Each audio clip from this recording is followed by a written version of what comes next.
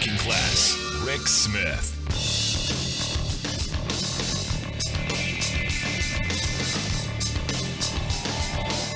And welcome, brothers, sisters, working class heroes. This is the Rick Smith Show.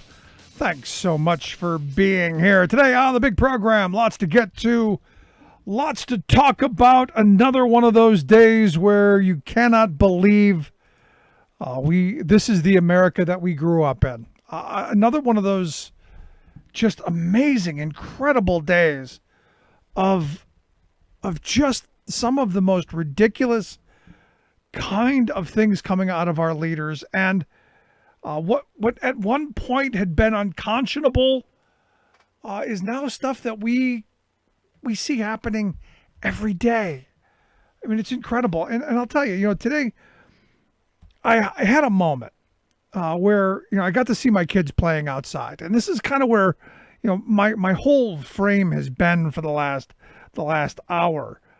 We got a flash flood kind of thing, storm. The rain came down and just buckets and hail and the whole 9 yards. And it was, literally you could see it running off of the grass and rivers running down the hill. And the kids were out playing in the water. And, as I shot the video and I put it up online, just because I said, hey, with all the chaos, with all the turmoil, with all the pandemic and the rioting and all of the things that are going on that dominate our news, it's good to see that kids can just be kids. And after I tweeted that out, I started thinking about, when I was a kid. I started thinking about where I grew up and the things that I saw as a kid. And, and as I'm looking at the screen, at the street that we live on, I was thinking that, none of that bad stuff that I remember as a kid, you would ever imagine could happen on this street. None of the poverty, none of the violence, none of the hatred, none of the just the inhumanity that I saw growing up. Can I imagine happening in this place? And now, it's you can go, well, it's a testament that, I worked hard. I was fortunate. I did, the right things. And I've been able to move out of poverty and now live in a very safe, very secure, upper middle class kind of existence. And as I looked at that video, it brought me back to this place of, I want that for everybody. It's not just about my kids. It's not just about me. I want that for everybody. And if I couldn't have done that, we would have never had kids. And I go back to, I was 35 when my oldest was born. And had we not been in the position that we were in, and look, we're not wealthy by any stretch of the imagination. But had I not at least been able to say, we're going to provide a home for them and make sure that there's food in the cupboards. And look, my wife does incredible work at ensuring that our cupboards are always packed. But that was my main goal, was if I ever had children, they would never see poverty. They would never see hunger. They would never see the crap that I grew up around. And I think every parent wants that. Have it better than they did and wants to have it easier for their children than they had it. I think that's just natural. But as I think back to those places where I lived and the people that I met, too many of those kids didn't have that opportunity. Too many of those kids didn't get to have, for a number of reasons. They weren't in the right place at the right time. They didn't want to do what had to be done to be able to get ahead, or, quite frankly, they were just poor and they couldn't afford to get to the places, or as is in a lot of cases, the color of their skin. And that bothered me today. It's one of those things that really has stuck with me, because you see these people out in the streets and look, I've had all the conversations with everyone going, oh, they're looting and they're rioting. And yes, there are a percentage of these these criminals who are out there looting and rioting, and no one condones that. No one says that is okay. So all the people on social media saying that you're encouraging them or you condone it, I don't. I understand it, but I don't in any way, shape, or form condone it.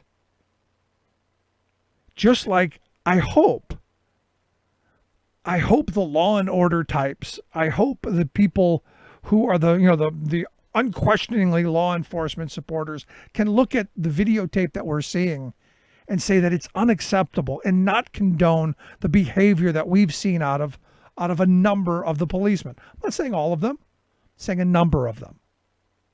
The ones who are running their car into crowds of people, the ones who are kicking people while they're sitting on the ground, the people who are spraying pepper spray or mace right in people's faces, point blank, because they can. That's the thing that bothers me.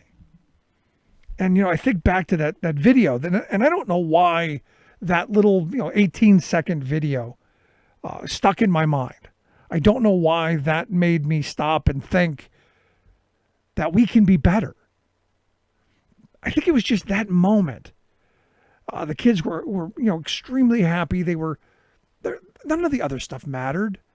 They didn't at that moment know that the world is in turmoil. We're in the middle of a global pandemic. The country is literally burning in our major cities.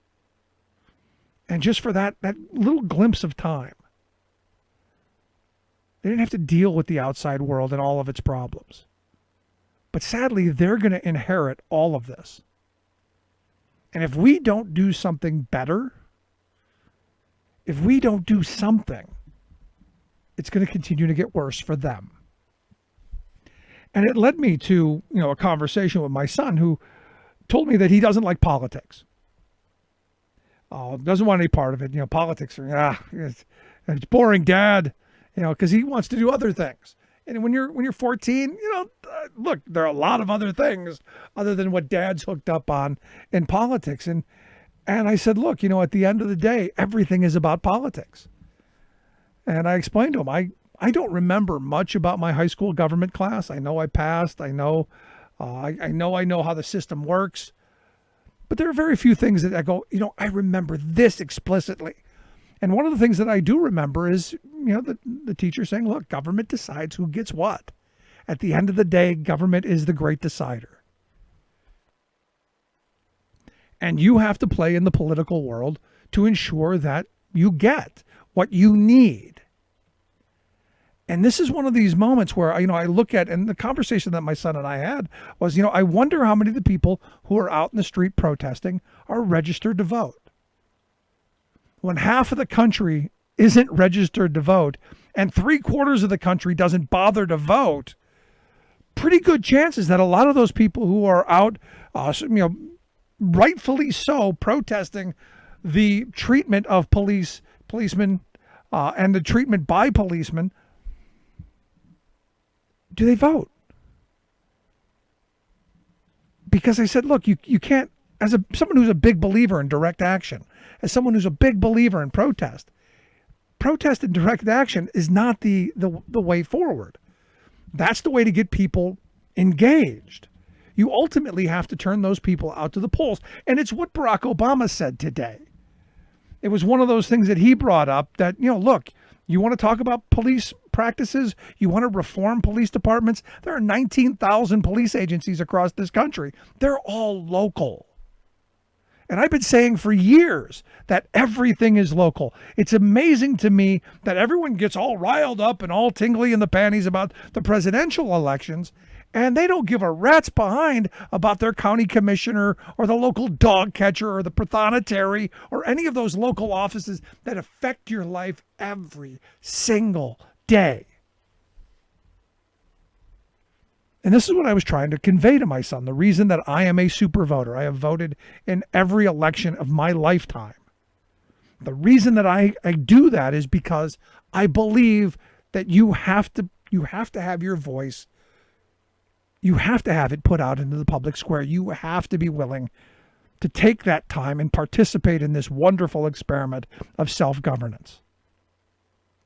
You have to be willing to put yourself out there, because ultimately, if you don't, back to the frame of government decides who gets what, you're not going to get the things that you need. And you wonder why education is defunded in minority and poverty-ridden areas. You wonder why public transit isn't funded at rates that it should be. You wonder why millions of people go uninsured. You wonder why all of the long laundry lists of grievances that every one of the people in the streets rightfully has haven't been addressed, is because we haven't built the political movement to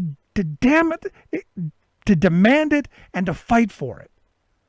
You know, great, make the sign. Great, get out in the street and scream. Great, get out in the street and raise attention for everybody else. But damn it, get to the ballot box and vote in people who are going to move in the right direction. And this isn't one side or the other. I do believe we need to have some balance. I believe all opinions should be in the public square, but ultimately, as a country, we need to come out of the closets, out of the living rooms, and get to the ballot box. And this is kind of what Obama was saying today in a roundabout way. That you got to turn this anger and this passion and all of this stuff into votes. And then holding those people that you vote accountable, holding them responsible. Because as you know, people love to point out to me on my social media platforms, well, you know, it's not just Republicans. No. You know, they're the worst, which is true. All of their policy ideas do specifically one thing, and that's enrich the very wealthy at the expense of everyone else. And this was another one of those conversation moments that I had with my son about the divisions between the rich and the poor. And because he was asking about the riots, and he was asking about the looting and the protesting and all the stuff that are going on. And, you know, I said, look, at the end of the day, I go back to Jay Gould. The railroad magnate from the 1880s, who said, I could easily pay half the working class to murder the other half. And this is what we're seeing in the street. Half of the working class is fighting against the other half. At the end of the day, those policemen are working class stiffs just like the rest of us. They got bills, they've got problems, they've got all the same things that we've got. And they're just trying to do a job to support their families like everybody else. Now, do some of them take it too far? Absolutely. And you rein them in, you call them out, you hold them accountable. But I was saying to my son, look, you know, this is another example of the wealth class of this country keeping us pitted and divided against one another. And, you know, I showed him a clip from the movie Hoffa, which I think is one of the greatest pieces of cinematic messaging that just highlights this whole scenario. And if you've ever seen the movie Hoffa, there's the scene from the RTA bus strike, where there's, you know, a crowd of the workers and their families. They've got their kid. The woman's got her kid there, and you know they're gonna strike, and they're gonna raise Cain. They're gonna scream and holler and carry on.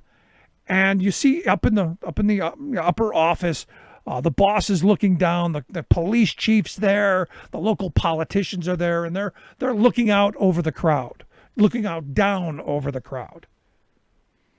And all of a sudden, all of the doors around this crowd of people open up, and out come thugs with baseball bats and with sticks and with clubs, and they start pummeling each other. And it's just this sea of humanity that just clashes. And they're beating the ever-loving tar out of each other. And the woman and the child are crawling to try and get out. And you see people getting bashed in the head. And it's, you don't even know at this point who's on which side. All you know is that everybody's angry and everyone's beating the tar out of each other. Man's inhumanity to man.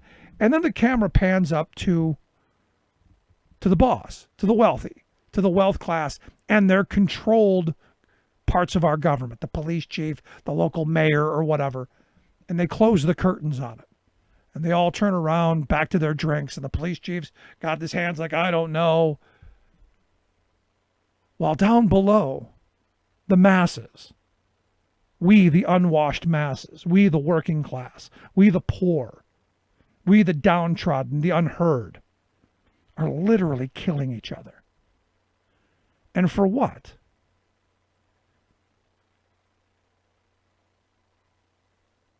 The reality is, what I want to see is turning that moment, that anger, that frustration, into real political power. And making Republicans and Democrats take notice. You know, there used to be pro-labor Republicans. There used to be very centrist Republicans. There used to be blue dog Democrats. There used to be voices all along the spectrum. And now what we're ending up with is two ideological polar opposites that are pummeling each other for control. And sadly, the moneyed interests are the ones that are winning. And that's what bothers me. And that's what I hope we begin to change. Because I'll tell you, I don't want my kids to inherit a country that looks like what we saw today. Just my thought. I'd love to hear yours. You can email me, rick@thericksmithshow.com. I'm going to take a quick break. When we come back, we're going to talk a little bit more about the protests, the demands, and maybe how we move this a little bit forward and further the conversation. Quick break, right back. Stick around. There's nothing more American than workers standing up, and the union gives a voice to win. On the Rick Smith Show. I'm Rick Smith, and this is Labor History in 2. On this day in labor history, the year was 1934. That was the day striking Toledo auto light workers ratified an agreement securing a number of first gains. Workers won union recognition, wage increases, mechanisms to arbitrate grievances and demands, and the rehiring of all workers. National Guard troops were withdrawn 2 days later. It was truly a breakthrough in industrial organizing. Victory was ensured by a number of factors. Certainly, the 6-day running battles that killed 2 strikers and injured hundreds more had a profound impact. But by the end of May, 85 of the 103 unions affiliated with Toledo's Central Labor Union had voted in favor of a general strike. As well, the powerful Edison workers demanded raises and union recognition with the International Brotherhood of Electrical Workers. Their business agent led the Committee of 23 that sought to organize the general strike in Toledo. On June 1st, 40,000 trade unionists amassed for a rally at Lucas County Courthouse Square, ready to strike. By then, the AFL had already appealed to President Roosevelt to intervene. Edison workers won big the next day with a 22% raise and union recognition. And then the tentative agreement was reached between Autolite and the UAW Local 18364. Historian Brian Palmer notes, these victories wrote finish to any mobilization for a general strike,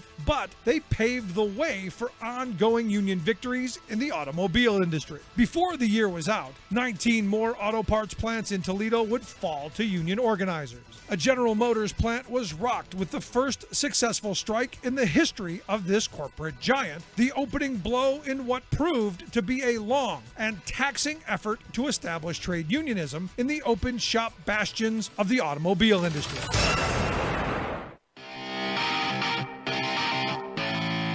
Welcome back to the Rick Smith Show. Now, here is Rick Smith.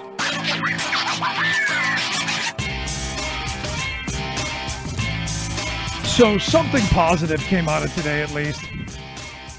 I look at the fact that the charges against the guy who had his knee on the neck of Mr. Floyd, the one who killed him, his charges have been upgraded to second-degree murder, which means potentially a much longer sentence.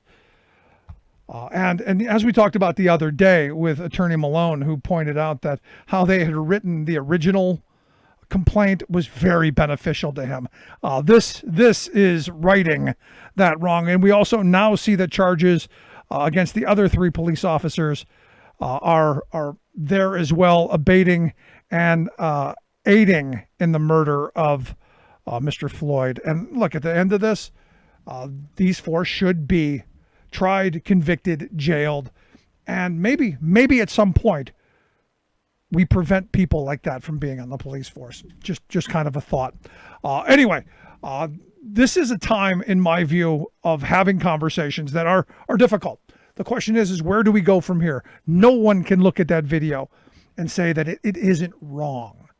I have found no one yet who says that what we saw was not wrong. The question is, how do we make sure that that doesn't happen again? And here to share some thoughts on maybe where we go from this moment forward, I've asked Devin Pandey to come talk with us. Devin is a congressional candidate down in Georgia's 9th Congressional District. He's one of the No Dem Left Behind crowd that we've had on the program for a number of times. Devin, thanks for taking time for us. Hey, thank you. Can you hear me well? Yeah, I can hear you. Great. So this is one of these moments, Devin, where, as a country, we're in chaos. Yes, we are, and it's going to take a lot more than what we've done in the past to get out of this chaos. In the past, we at least had leaders who wanted out of the chaos as well, and who were ready and willing to stand up for what is right, despite the political backlash that it may have. Right. We now have a leader at the top who is sacrificing the First Amendment in support of the Second Amendment and for photo ops, for publicity stunts, and it's one thing for an entertainer to do these things to get attention. It's a whole nother deal when it's the president of the most powerful country in the world. But here's the thing, and I've said this a number of times. None of what we've seen so far out of Trump is unexpected. This is who Donald Trump is. This is who a large percent of this country wants in this moment. And look, the fact that there's still a percentage that thinks he's handling things right. They're okay with what he's doing. Yes, and I see that as two. I see that in two ways. One is because some of those people, what he's doing doesn't affect in a negative way, and the others don't understand how it's negatively affecting them.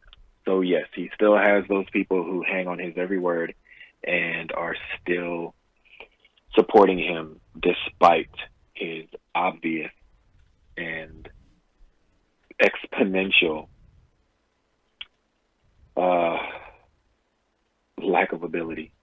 No, I mean this is not a job he should have ever held. And look, right before us, we see that he's incapable of even understanding the problem, let alone addressing it. But here's the thing, and this is where my mindset goes. We've got to get beyond Donald Trump. We've got to get to the point to where no longer are we on polar opposite sides of this issue, that we begin to find common ground or somewhere in the middle. And I think I'm in an interesting position.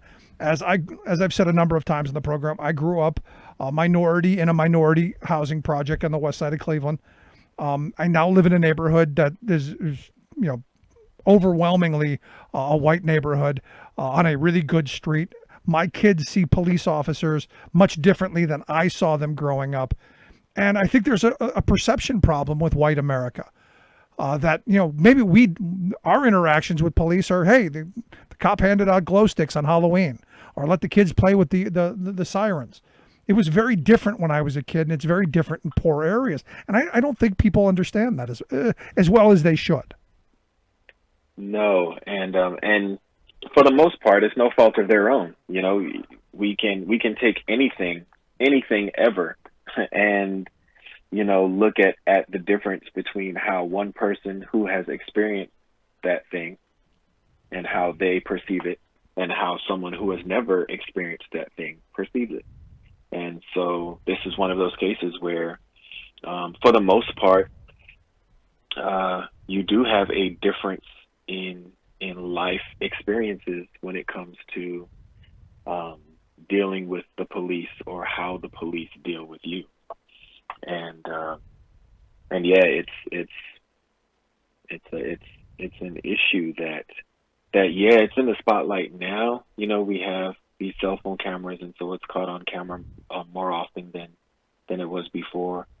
But it's not new.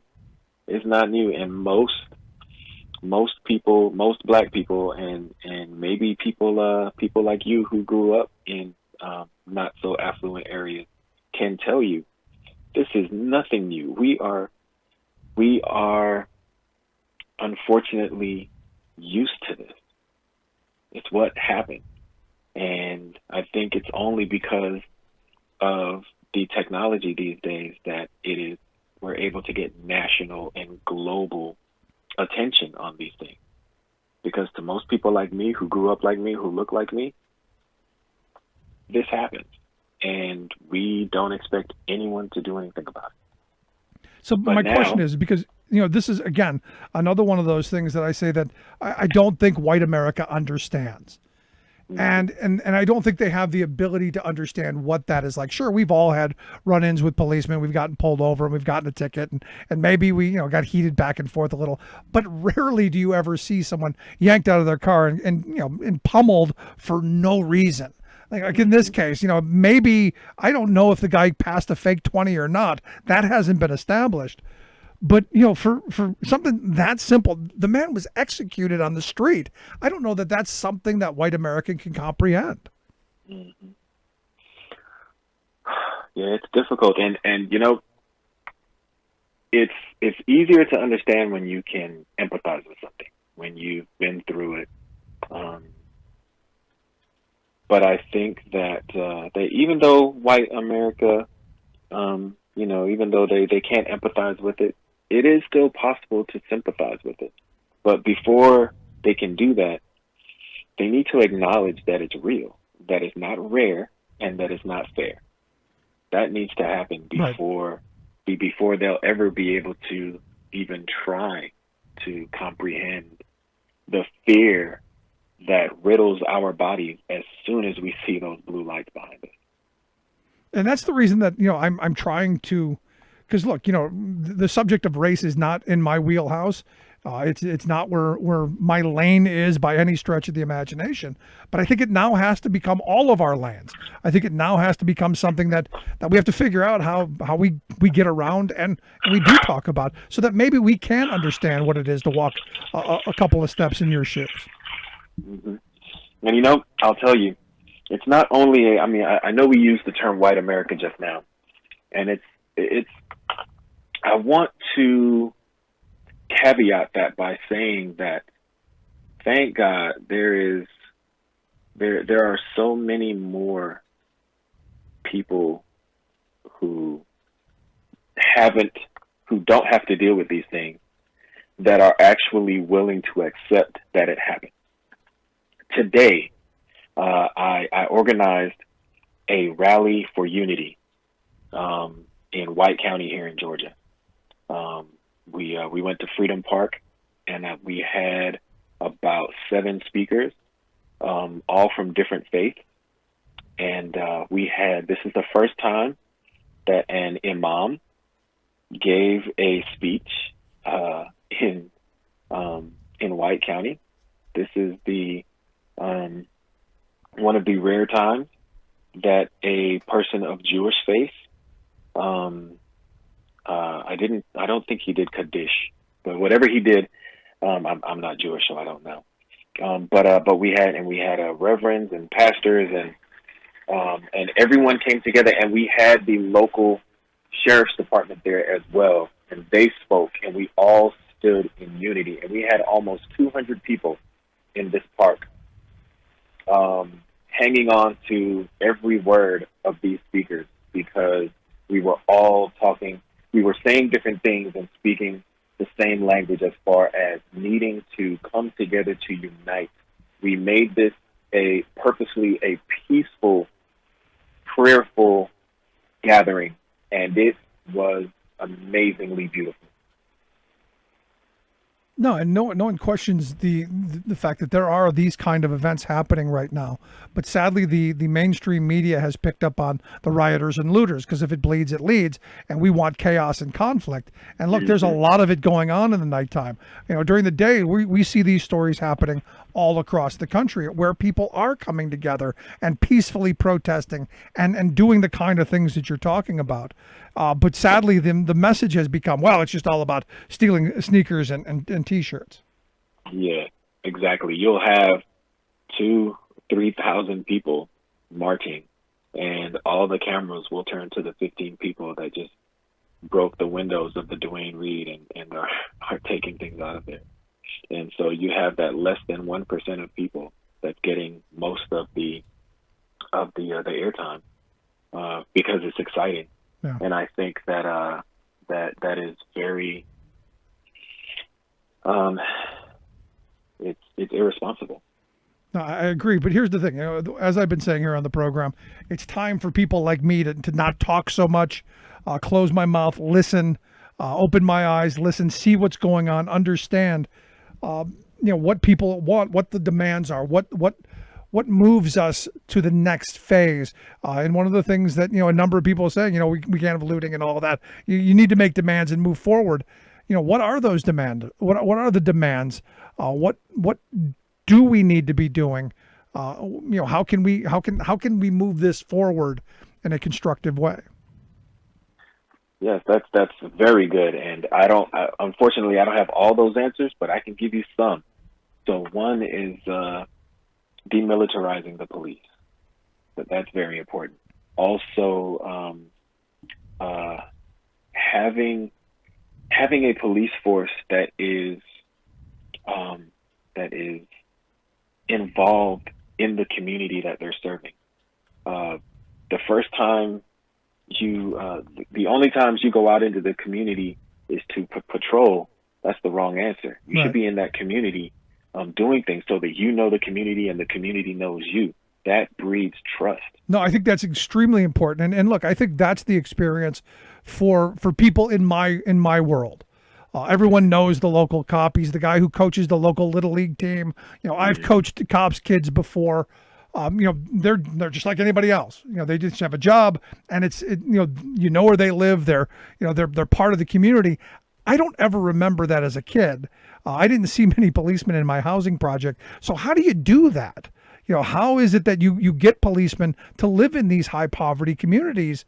Because they want to get out just like anybody else. Is there an answer to that? That's a very good question. And unfortunately, that's one of those answers that I do not have right now. But it is necessary. Because for me, the answer is, and you can bash on me if you want, as some folks have. I've always said, as a kid growing up, I didn't believe it was about black and white. I believed it was about green. I believed it was about economic power.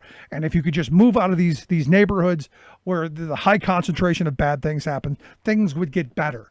Sadly, over the years, that hasn't been true. But it still comes down to economics, though, Devin, doesn't it? Mm-hmm. It definitely does. And that's one thing that so this isn't only, it's not just about black and white. Although everything that we talk about will probably come back to that, but it's not just about black and white. The economy plays a huge part in the affluency of different neighborhoods. And so if you have people that live in an area where jobs are not available, or the schools don't have textbooks, then what can you expect these people to do? They are trying to feed their families and survive. And so I'm not excusing any type of crime. However, when that's all you have, or when that's all you think you have, then what else is there? And so we need to be able to bring that what else is there into these communities. We need to, education is huge. Being able to have, a job or even a career, give people the ability to take care of themselves, and they will. Yep. People keep talking about pulling yourselves up by your bootstraps, but when you don't even have boots, much less the straps, how are you supposed to do that? No, excellent point. I go back to, A. Philip Randolph was the head of the Sleeping Car Porters Union. And back when they were talking about, starting welfare programs and handout programs, he was dead set against it. He said, we need jobs. We need jobs programs. And I've always believed that was the answer. As a kid, my mother was on and off welfare a number of times when I was a kid. All she ever wanted was a job, and all anybody ever wanted was that ability to work, play by the rules, and get ahead. And we need to make sure that those avenues are open to everyone, and stop with, in my view, stop with welfare, give people jobs. Mm-hmm. I agree. I see the need for welfare right now, but that's because of the type of system that we live in and live with.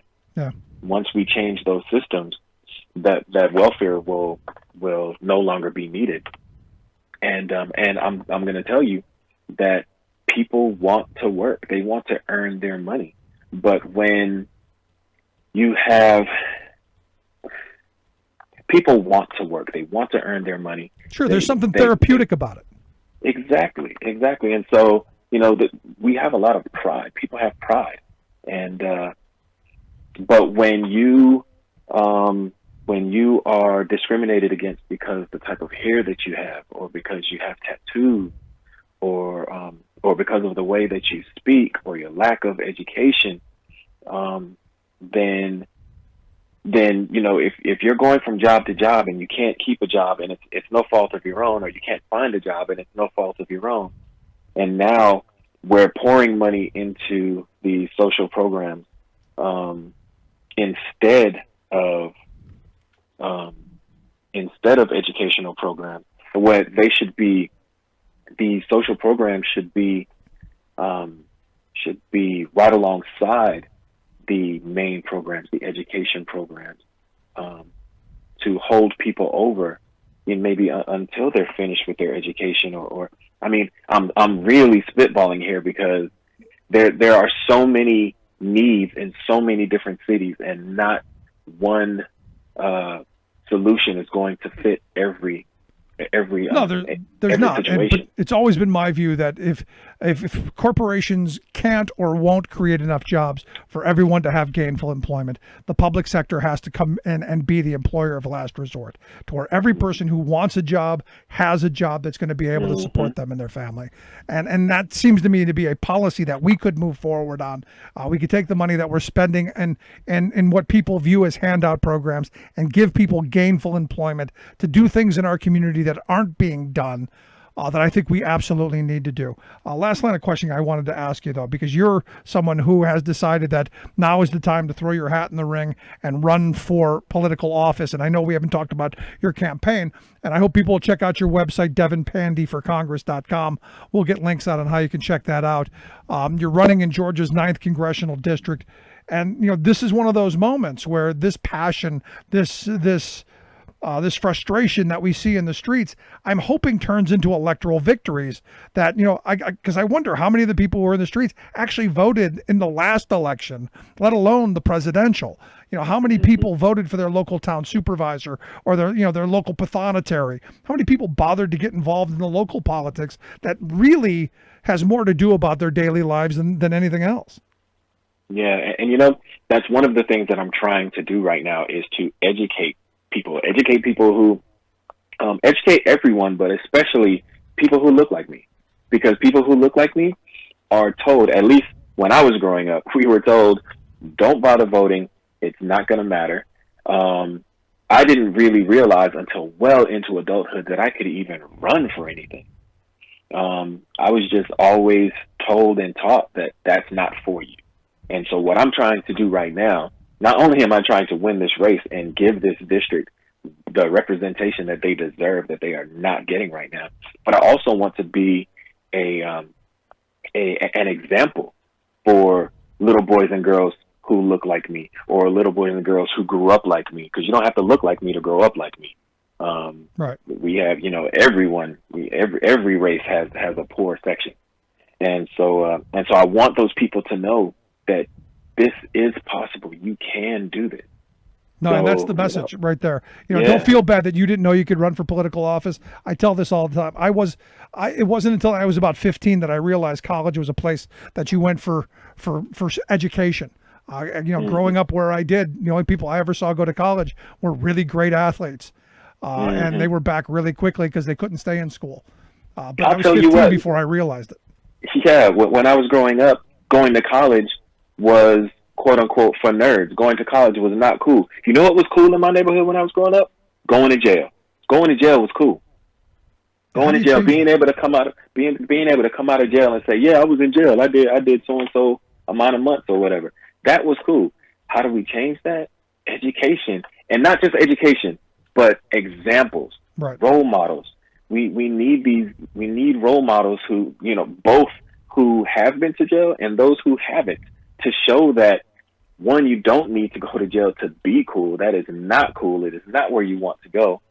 And we need role models. We need good, strong, positive role models who are doing good things in their community, so that young people who would normally not get that exposure see that there are good people doing good things. Yep. You got to live by example. And Devin, you're one of those folks out there doing it. I hope people will check your website, devinpandyforcongress.com. We'll get links out. Devin, I appreciate the time and the thoughts. I most certainly would love to have you come back and share some more with us. Thank you, sir. Anytime. Good stuff.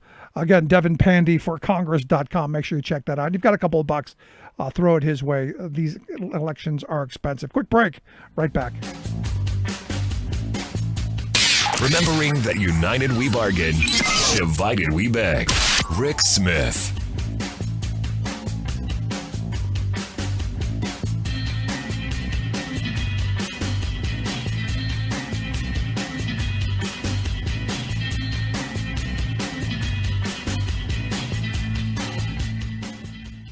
I'm Rick Smith, and this is Labor History in 2.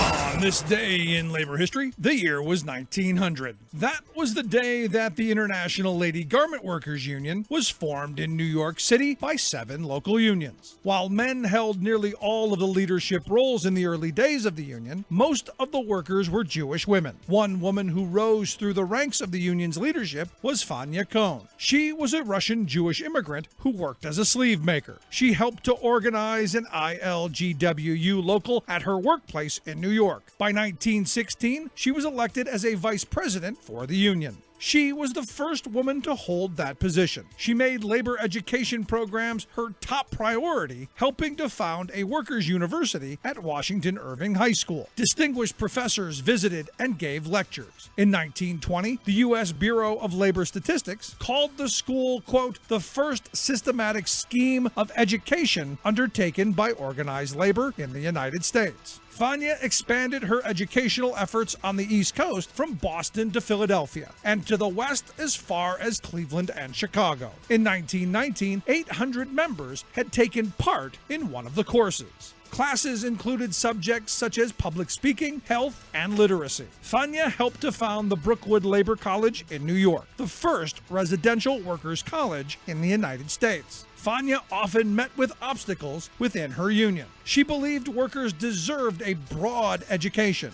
that included stimulating culture and intellectual content. Many of the male leaders in the union wanted more narrow education focused on union matters. Despite this opposition, the ILGWU became an important force for social justice unionism within the United States labor movement. For more information, go to laborhistoryin2.com, like us on Facebook, follow us on Twitter at laborhistoryin2.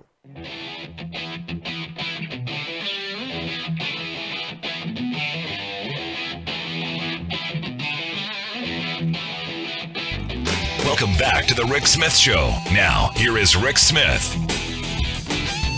So I think, as Devin pointed out, it really is about education. It's really, and I'm not proud of the fact, like I said, I didn't realize college was a place you went to get an education until I was 15. I was a really good athlete, and I thought, wow, I'm going to go to college. And the guidance counselor in the high school said, well, what are you going to study? I'm going to play football. And they go, yeah, but you go to school to do something else. It was never something that was ever discussed in our community. It was never it was never really even thought of. You went to school because you had to, and there was never a thought that you're going to go on. Like my kids, they believe that since inception, since conception, they believe that they have to go to college, and on like that. I didn't. And again, this comes back to we need better education. We need to fully fund our schools. There's so much more we need to do. And here to share some thoughts on maybe what we can do in this moment, maybe something positive out of this crisis could possibly happen. That's why I have asked Arthur Steinberg to come talk with us. Arthur's the president of Pennsylvania AFT, the American Federation of Teachers. Arthur, thanks for taking time for us. Rick, thanks for having me. And to segue on what you just said, I think I know what we have to do to improve this, but I think that's a start. The basic problem we have now is, let me start with saying, is we have an inherently racist system, which was exemplified by the murder in broad daylight of a man whose only crime was being black by the police and watched by all of us. And I think that points out the structural racism and criminalization of being black that exists now. And until we stamp out that racism, we cannot really go to improve our society. And it starts with education. We have disinvested in education forever. Pennsylvania itself has the biggest gap between the wealthy and the poor communities of color of any place in the country. And everything really is connected to that. Right. So until we really invest in our schools, then we cannot improve housing, healthcare, jobs. It's one of those things, and I say I'm not proud of the fact that I didn't realize that you went to college to get an education. I didn't, and no one in my neighborhood knew it. And I was a minority in a minority community growing up in a housing project. That's a real problem. And as I look back on it, the lack of emphasis in education. And as Devin Pandey pointed out, when he was a kid, going to jail was much more cool and much more looked upon favorably than going on and getting an education. And I guess that starts in the home, but it also starts in the messaging of the community, I think. And absolutely. Until we take steps to really dismantle this system of white supremacy, which teaches people and kids of color that they're inferior and don't deserve anybody, we're not going to be able to improve society. And it starts with funding the schools and providing the proper services, instead of funding the police or the prisons. We spend $80 billion a year on prisons. We should shift some of that money to schools and start strengthening and buttressing up the programs that we offer there. Yeah, I think back to my childhood because, when these things happen, you always think to your personal experience. And, I grew up in the 70s and like I said, a predominantly black housing project. But I went to school at a Catholic school because busing was the rage. And, Cleveland was just in chaos at the time educationally. And I remember just all of that chaos around education and the crumbling schools and the horrible resources. And in all these years, that hasn't gotten any better. Not at all. It's just, I was a teenager in the 60s, and people were enraged and protesting for the same exact things they are now. It was police brutality. It was lack of economic opportunity. It was an underfunded education and school system. So we have not taken steps to really dismantle the structures which have built the racism into the school system, which then shifts over into society. It's in everything we do. So how do you go? I mean, I get the education part, but how is that going to affect? Because look, there are a lot of people saying, well, charter schools are, we're going to invest in those kids, and there's always a silver bullet fix that we try on poor and minority communities. Is that the answer? I'm sorry. Is what the answer? Charter schools? Yeah, I mean the alternative investment, the competition that keeps being thrown out as President Obama brought us, Race to the Top, which was, even worse than No Child Left Behind. I fear what the next solution is going to be. No. In fact, the research has shown just the opposite. With everything being equal, like demographics, that the public schools actually perform better. So if you really want to improve the society, what you do is you take that money that you're putting in charter schools, put it in the public schools, and then everybody will get a thorough and efficient public education. What's happening now, a lot of the charter schools, you're creating separate but unequal schools. It's not a solution at all. Right. Contrary to what the speaker would have you believe, but it's all privatized and making a profit again off of school kids. So is the answer, Pennsylvania has 500 school districts, which in my view and in a lot of people's view is a way to ensure that wealthier communities keep tax dollars in their hands and in their schools so that they don't have the crumbling schools with asbestos and the mold and the rats and the leaking ceilings and no nurses and no librarians. They make sure that their schools don't have those problems by funding their public education, while poor districts who don't have the same tax base end up with poverty resources. Right. Well, there's a simple solution for that. We have to do away with the property tax system that allows those communities to keep their dollars for themselves and really sentences the poorer communities to a lack of resources, to going into schools filled with asbestos and literally running the risk of being poisoned just by walking into school. So if we reformed the tax system now, that would give us a start on fundamentally restructuring the education system that currently exists. This is one of those moments where, I've always believed in the one big system. The argument had always been, back in the old days, you had one public school system and the rich kids went to that school and the poor kids went to that school. And it was the rich parents who were demanding better for their kids and make sure that the schools had everything that they needed and that everybody in the community benefited. What we've now done is we're doing more segmenting and peeling off, the more aggressive parents and their kids into alternative ideas and leaving everybody else behind. And I think that's had horrible consequences. It's intentional. Listen, the one thing that used to set this country aside from everywhere else in the world was that everybody had the opportunity or access to a good public education. Sadly, that doesn't exist anymore, particularly in Pennsylvania. And I think we have a right and a responsibility and a moral obligation to correct that and start to adequately fund our schools. And so the reason I bring this up...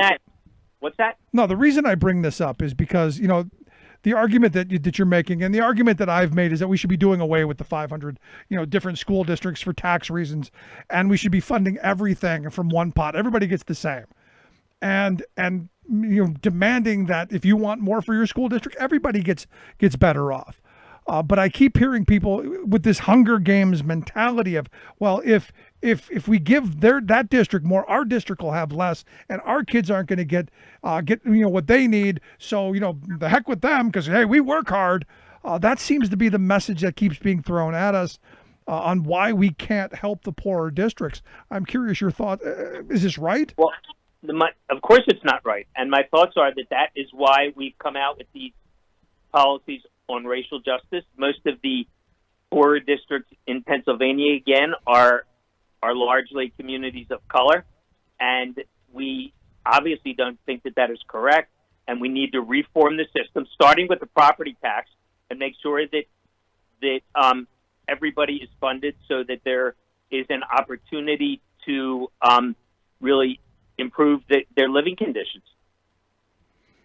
And look, as somebody who's lived in neighborhoods where the cupboards are bare quite often, and you have lots of societal ills, school is supposed to be that place where you have stability.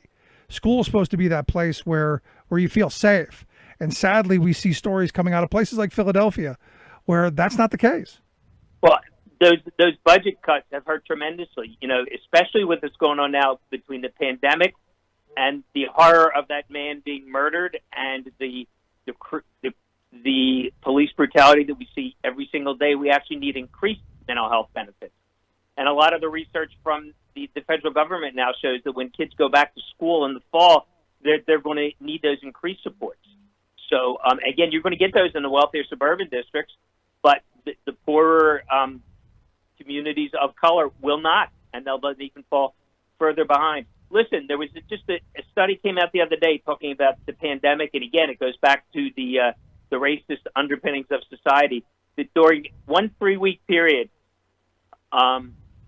billionaires' wealth increased 10% at the beginning of the pandemic. Yeah, $434 billion. We have 40 million people out of work, and their wealth just keeps increasing instead of putting it into schools. No, and what we're going to hear, and we know it. I mean, you don't need a crystal ball to know what's coming. Is well, Arthur, we would love to be able to fund your public schools. We would love to be able to do all this stuff, but we're broke. There's no tax revenue coming. We don't have the money. I'm sorry. We got to tighten the belt. Well, there has to be a will to do where the political will is there. Then you'll do the right thing, and that's really kind of our philosophy. Whether it goes to the toxic conditions in the schools, the money must be spent correctly, not going to charter schools or to fracking or to prisons. Listen, defund a lot of the police forces and direct it to where it should go, into schools. And besides being morally the correct thing to do, it'll pay dividends down the road. Yeah, I mean, I keep coming back to there are more policemen on the street now than when I was a kid, and we seem to need to justify having them. We're just living in very, very interesting. Listen, I looked at the budget in the city of Philadelphia again, which got hit tremendously during this.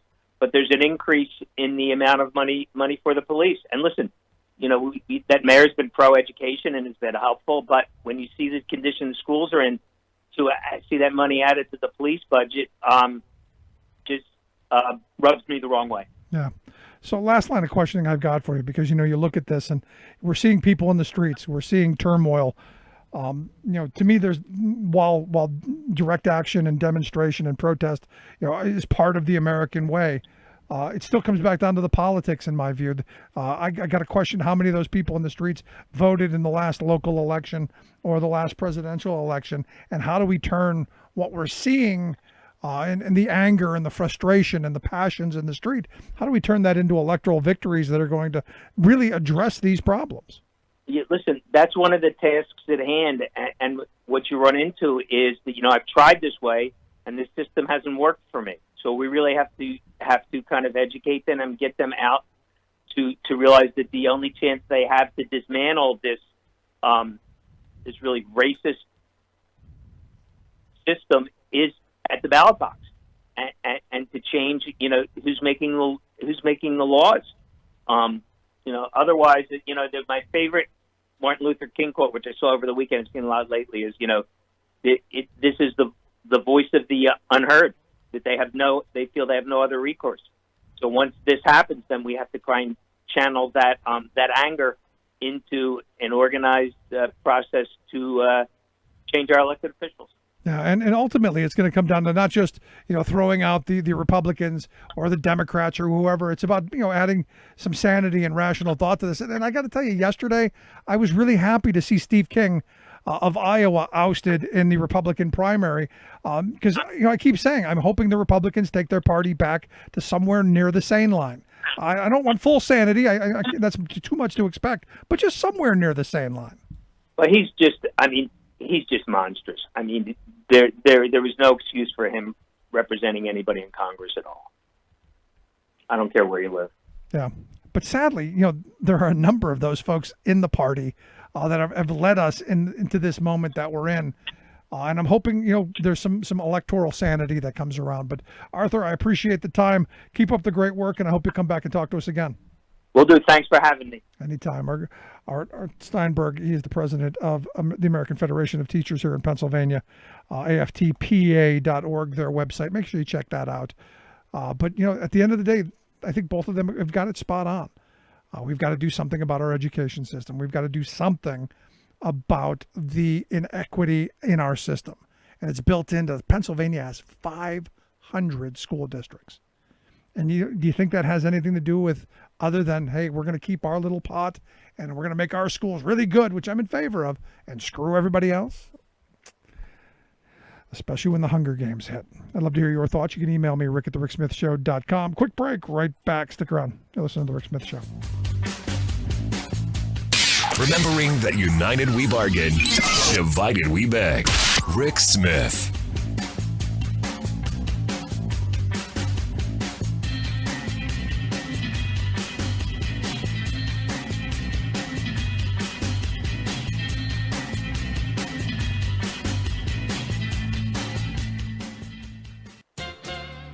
Amazingly, America has become a nation of socialists, asking in dismay, where's the government? These are not born-again Bernie Sanders activists, but everyday people of all political stripes, including previously apolitical multitudes who are now clamoring for big government intervention in their lives. Nothing like a spreading coronavirus pandemic to bring home the need that all of us have, both as individuals and as a society, for an adequately funded, fully functioning, competent government capable of serving all. Instead, in our moment of critical national need, Trump's government has been a rickety medicine show run by a small-minded flimflammer peddling laissez-fairyland snake oil. We have it totally under control, Trump pompously declared after the first U.S. case was confirmed in January. For weeks, as the pandemic spread out of control, he did nothing. An increasingly anxious public found that they couldn't even get reliable test kits from Trump's hollowed-out government health agencies. Still, he shrugged off all concern and responsibility. By April, in theory, he said, when it gets a little warmer, it miraculously goes away.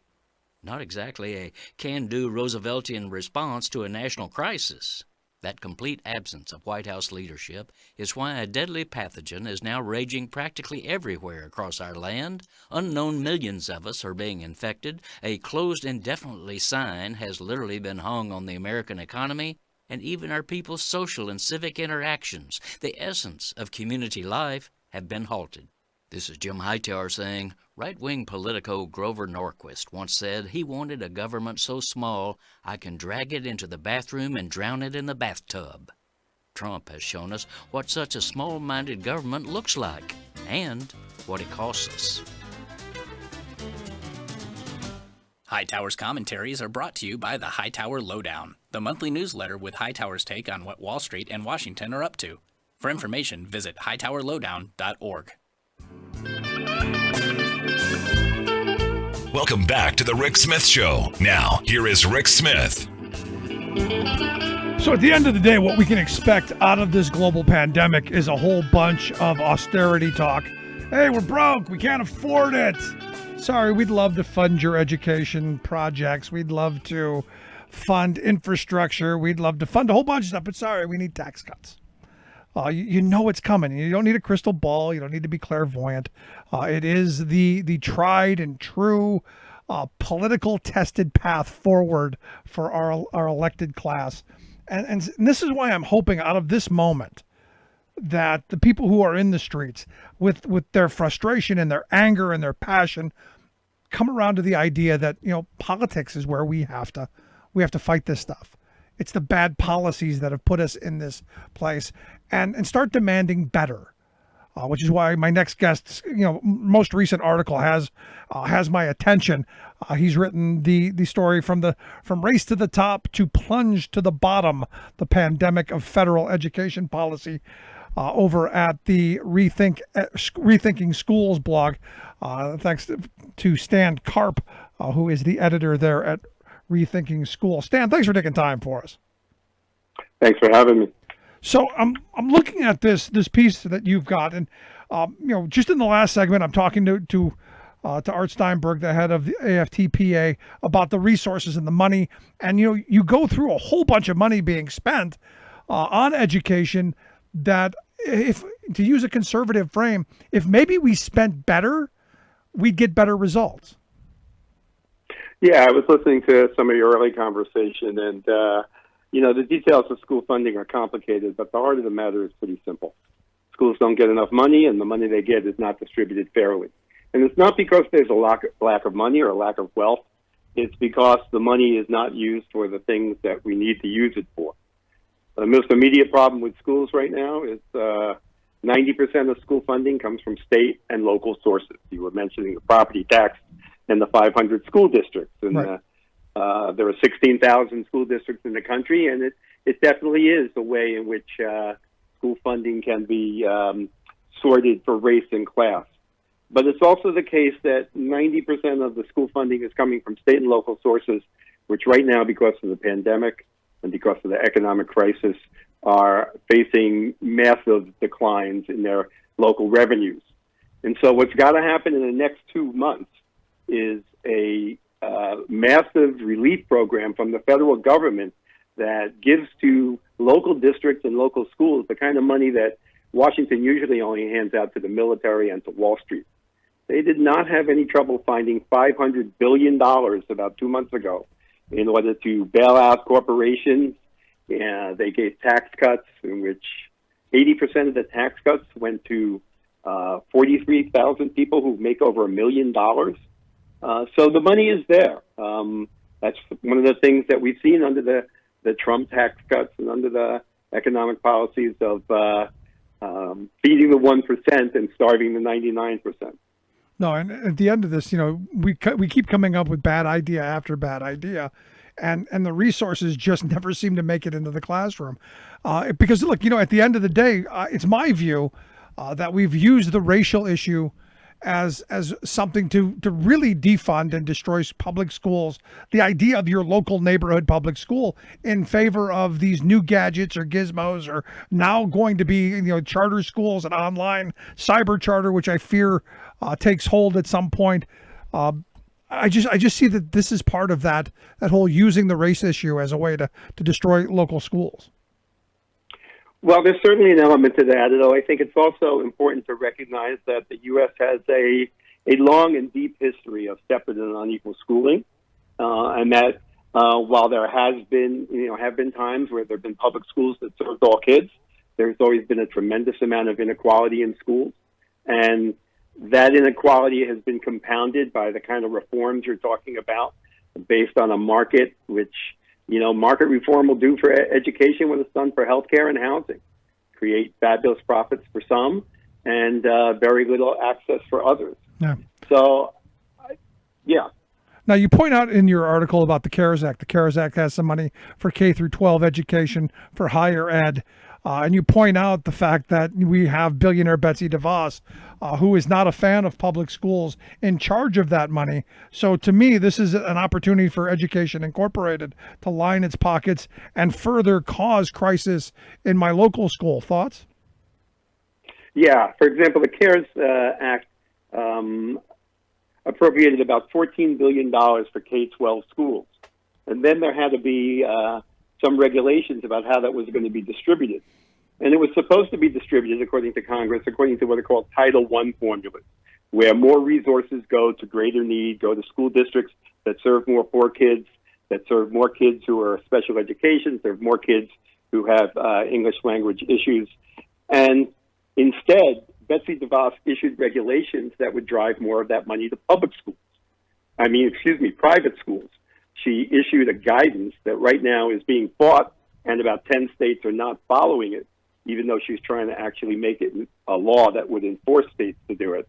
But even the money that's being given out, which is not enough in the present situation, especially with all the extra challenges that have been placed on schools, even that money, too much of it is being driven to private schools. And as you say, with all schools right now online, which is not where schools belong, there's going to be a big push to have virtual charters, to drive more funds, and to really the survival of public education is really at risk. Yeah, and you point out in the article that you believe that the public schools are going to need somewhere around $70 billion for each of the next 3 years in the next federal stimulus, just to avoid painful cuts. $70 billion enough? Well, $70 billion is what one estimate was per year over the next 3 years, and that was partially based on what happened in the recession of 2009. In 2009, there was another massive recession, as most people remember, that schools have not recovered from. More than half the states are spending less today than they were spending on education a decade ago. There were over 300,000 jobs lost. Today, I read in the paper that a couple of former secretaries of education in Pennsylvania predicted that schools in Pennsylvania alone would be $1 billion short this year, and over 10,000 teachers could lose their jobs, as well as a lot of other school personnel. And one of the things that happened under the last stimulus plan in 2009 from the Obama administration is they gave 2 years of subsidies, but then nothing was done to restore or improve the unequal and inadequate state system. And so when those subsidies at the federal level ended, the budget cuts were even worse because the states still had not recovered their revenue. And that's why we're talking about not just a one-shot deal, even at the level of $70 billion, but you're going to need funding for 3, maybe even 5 years, while you also use that funding to make changes in the system that you described before, where you have so much inequality among districts, and you actually give that money to states, but you require them to make a more equitable school funding system while they're taking that federal funds to get through this.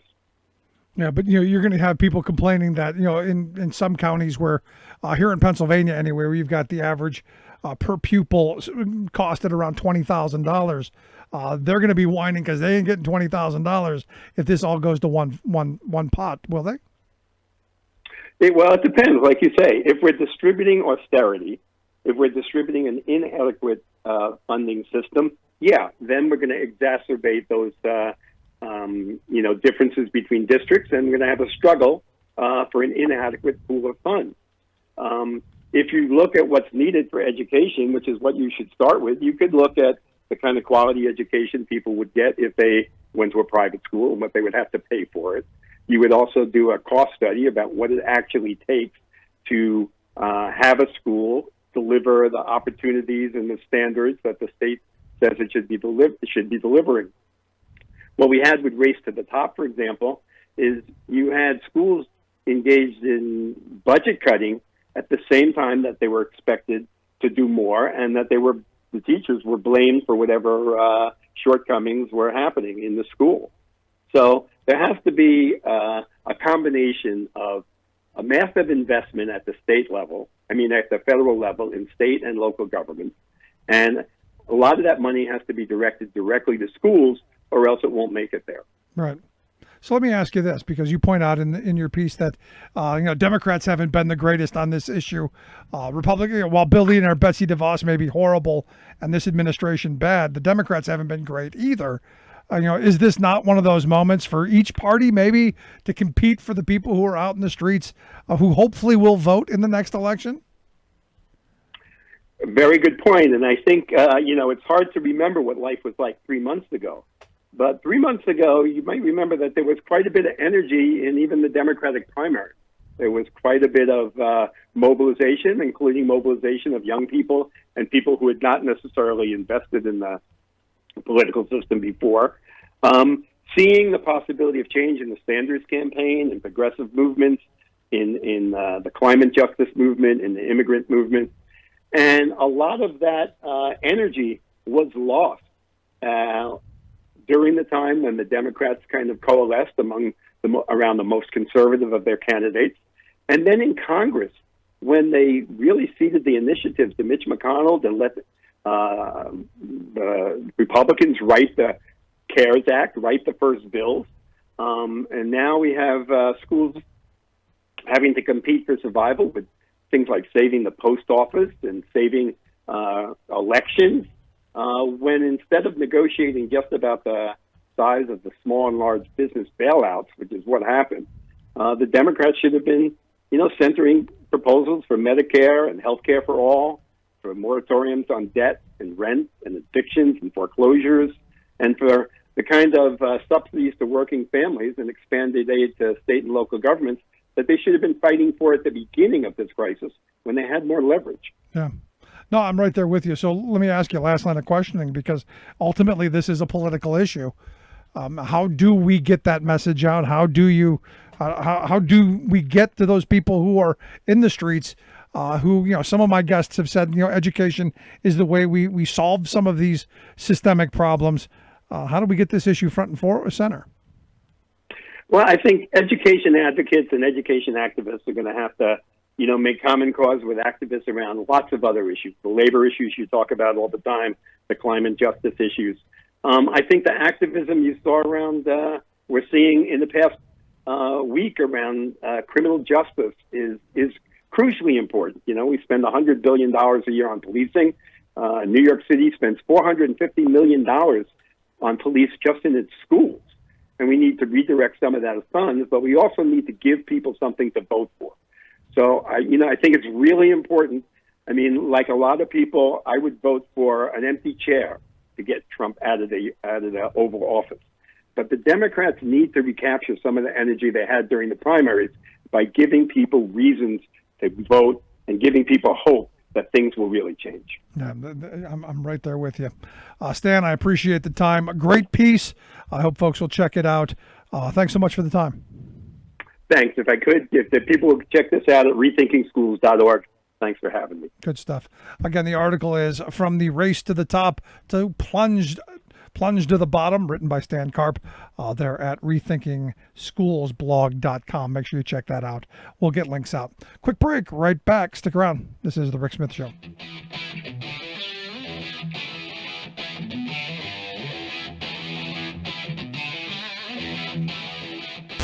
Saving work in America, one show at a time. The Rick Smith Show.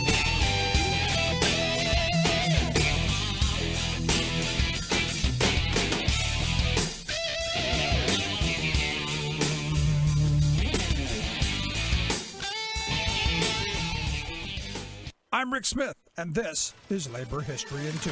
On this day in labor history, the year was 1934. That was the day striking Toledo auto light workers ratified an agreement securing a number of first gains. Workers won union recognition, wage increases, mechanisms to arbitrate grievances and demands, and the rehiring of all workers. National Guard troops were withdrawn 2 days later. It was truly a breakthrough in industrial organizing. Victory was ensured by a number of factors. Certainly, the 6-day running battles that killed 2 strikers and injured hundreds more had a profound impact. But by the end of May, 85 of the 103 unions affiliated with Toledo's Central Labor Union had voted in favor of a general strike. As well, the powerful Edison workers demanded raises and union recognition with the International Brotherhood of Electrical Workers. Their business agent led the Committee of 23 that sought to organize the general strike in Toledo. On June 1st, 40,000 trade unionists amassed for a rally at Lucas County Courthouse Square, ready to strike. By then, the AFL had already appealed to President Roosevelt to intervene. Edison workers won big the next day with a 22% raise and union recognition. And then the tentative agreement was reached between Autolite and the UAW Local 18364. Historian Brian Palmer notes, these victories wrote finis to any mobilization for a general strike,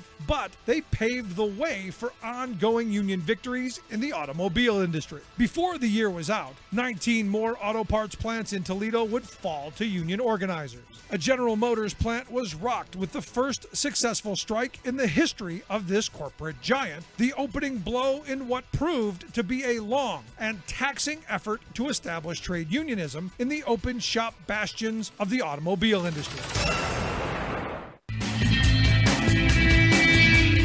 Welcome back to The Rick Smith Show. Now, here is Rick Smith.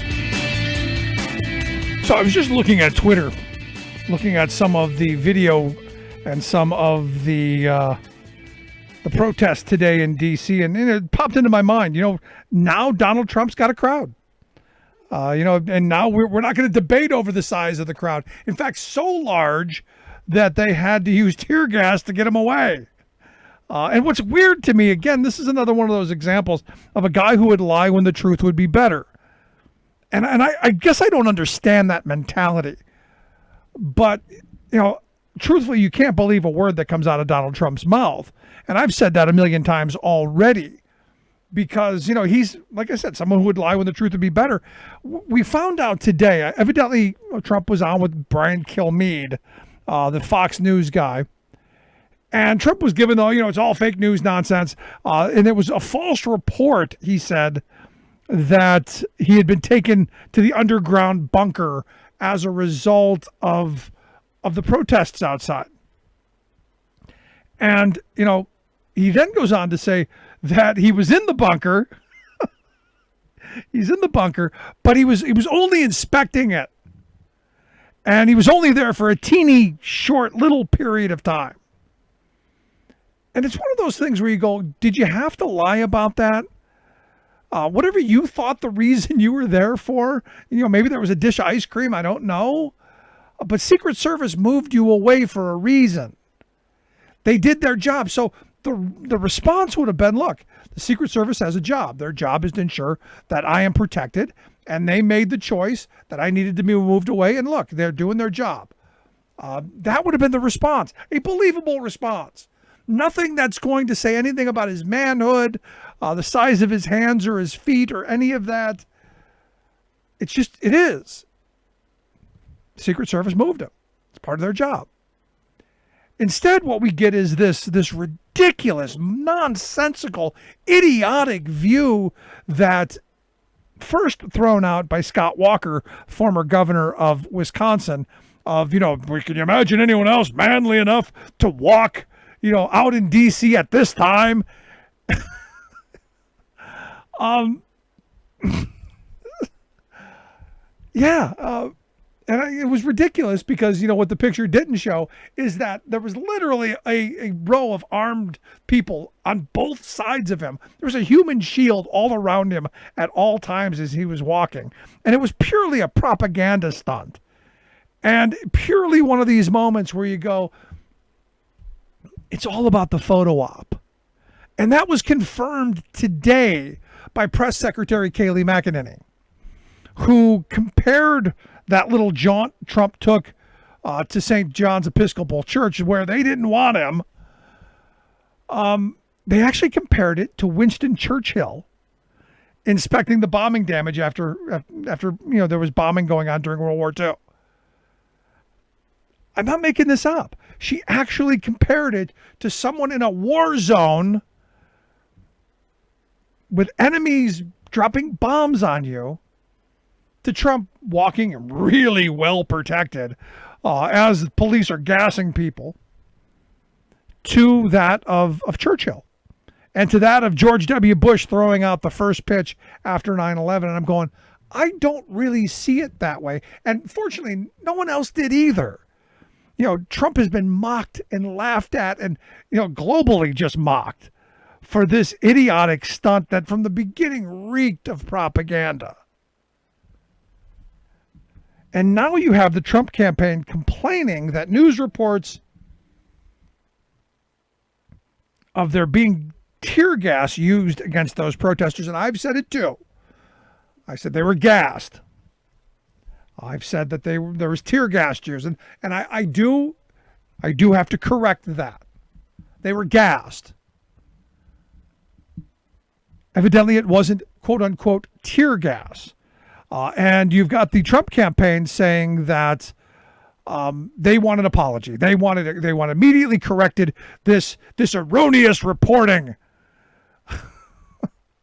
Damn it, they're taking a stance. It wasn't tear gas. It was pepper spray bullets, and it was smoke canisters. Wasn't tear gas. Same result. You're shooting people in the face with pepper spray balls, and you're gassing them out. But hey, let's have a semantics conversation. It wasn't tear gas. It was just gas. Now the CDC, according to their reporting on this, riot control agents, sometimes referred to as tear gas, are chemical compounds that temporarily make people unable to function by causing irritations to the eyes, mouth, throat, lungs, and skin. The gas did the same thing as the quote-unquote tear gas. So we can have the semantics argument. At the end of the day, they gassed these people. At the end of the day, they used unnecessary force for an unnecessary photo op. It was a stupid thing to do. It was ridiculous. And what it really was meant to do is to put him in the light of, see how tough he is, see how manly he is. When all it showed me is the guy's a moron. and doesn't belong anywhere near the halls of power.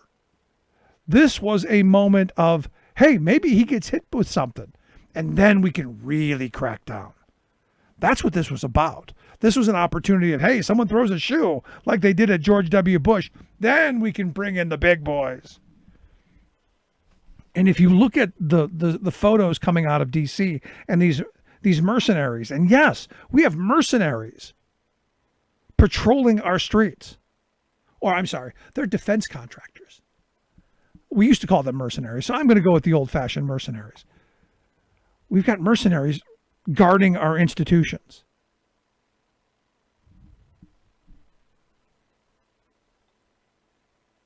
And yet we have a guy who clearly has no interest in figuring out how to tap down these protests and actually hold a conversation with those who are demanding justice. And as long as he continues the rhetoric that he's pursuing, I think you're going to continue to see these kind of protests because he loves chaos. And as we saw today, there are a number of people, Jim Mattis came out and condemned Trump as a threat to the Constitution. And yeah, he's a threat to the Constitution. And if you're Jim Mattis, you can say, I watched the events unfold. I was angry and appalled. What did you do when you were there? Why did you leave? But here's the thing. Finally, there are some voices coming out. You even got the defense secretary, Esper coming out and saying that, this is wrong and that they're not going to use, or hopefully not going to use, the military on our soil. And here's the really good thing. This is the reason that politics matters. The House Armed Services Committee is right now reportedly in talks with the Pentagon to get Defense Secretary Mark Esper and Joint Chiefs of Staff Chairman Mark Milley in to testify next week about Trump saying that he was going to federalize all the police departments and he was going to crack down. Our dictator was going to take over. This stuff needs to be front and center. It needs to be televised. We need to see what our president is doing. Now, there's some who are going to go, well, we need to protect law and order. And look, I'm with you on the law and order part. But to say that we're going to bring in federal troops, we're going to line them, we're going to run tanks up and down our roads, we're going to shoot people indiscriminately on the street with rubber bullets and with pepper balls. Sorry, that's not my America. And yeah, there are some crazy knuckleheads and some criminals out there doing stuff that is flat out unacceptable. But doing something flat out unacceptable and unconscionable is not the answer. To steal a frame from Michelle, or from what's her name, the wife. Be better. Just a thought. I also want to give a shout out to the president of the Minnesota AFL-CIO. His name is Bill McCarthy. He issued a statement today condemning the Minneapolis Police Union president, Bob Krall, and has called for his resignation, his immediate resignation, pointing out that Mr. Krall has a long history of bigoted remarks and complaints of violence made against him. And they said, as union president, he antagonizes and disparages members of the black community. He advocates for military-style police tactics, making communities less safe and the police force more deadly. He goes on to say, despite his conduct, Krall was reelected with an overwhelming majority. If Bob Krall does not value the lives that he was sworn to protect, then we can only expect more death under his leadership. And this is one of those things I've been saying for a while. It's not the police unions that are bad here. Unions are not the problem. Leadership, that's the problem. The problem is, and that's in anything you're ever going to do, it's the people who run them. I do not believe that we should strip policemen of the right to collective bargaining and the right to due process. But when you have people like this in leadership roles, the rest of the movement has to speak out. And I'm so glad that finally someone in the labor movement has stepped forward and spoken out. I now call on all of the other presidents of the AFL-CIO and every labor organization to do the same, to call out these bad actors and hold them accountable. Good on Bill McCarthy. I'd love to hear your thoughts. You can email me, rick@thericksmithshow.com. I'm going to take a quick break. Right back with our good friend Bob Ney. Stick around.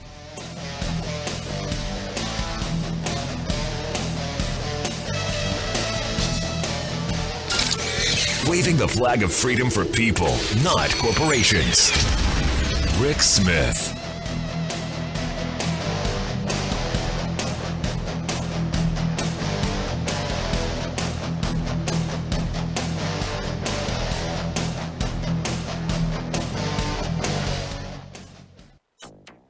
Trump EPA moves to block states' authority over pipelines. UN delays crucial climate summit for a year due to pandemic.